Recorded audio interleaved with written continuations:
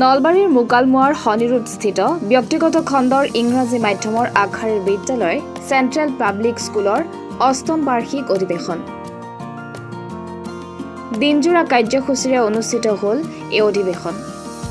বিদ্যালয়ৰ চৌহদ পৰিষ্কাৰ, পতাকা উত্তোলন, গছপুলি ৰোপণ, অভিভাৱকৰ লগত মত বিনিময়ৰ পাছতেই আৰম্ভ হয় মুকলি সভা। মুকলি সভাত বিদ্যালয়খনৰ ছাত্ৰ-ছাত্ৰীসকলে পৰিৱেশন কৰিলে বিভিন্ন অনুষ্ঠান।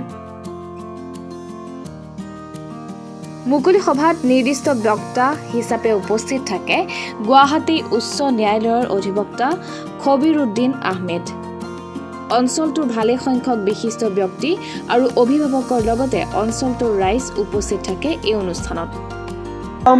বাৰ্ষিক অধিৱেশন আছিল।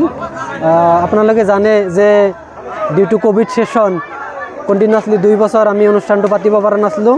অৱশেষত এইটো বছৰত আমি অষ্টম অধিৱেশন আজি দিনজোৰা কাৰ্যসূচীৰে পালন কৰিলোঁ।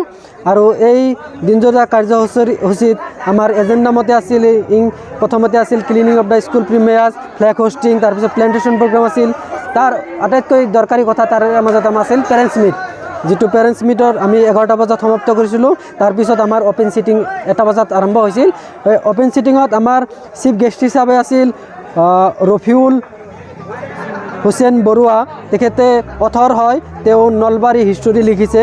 তেখেত আমাৰ মাজত আহিছিল, খুব ধুনীয়া বক্তব্য ৰাখিছে আমাৰ ছাত্ৰসকলৰ উদ্দেশ্যে। তাৰপিছত আমি ইনভাইট কৰিছিলোঁ, আমাৰ এপইণ্টেড স্পীকাৰ আছিল খবিৰউদ্দিন আহমেদ, তেখেত এডভকেট অধিবক্তা গুৱাহাটী উচ্চ ন্যায়ালয়।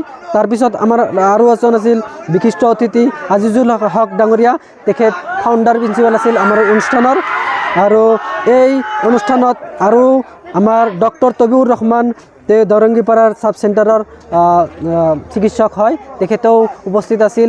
তাৰে লগতে এই অনুষ্ঠানত আমাৰ বিভিন্ন ধৰণৰ কলা কৌশলী প্ৰদৰ্শন কৰাৰ লগতে আমাৰ ছাত্ৰ ছাত্ৰীবিলাকৰ একাডেমিক পাৰফৰ্মেঞ্চ কেনেকুৱা সেই বিষয়ে আলোচনা অভিভাৱকৰ লগত কৰা হয়।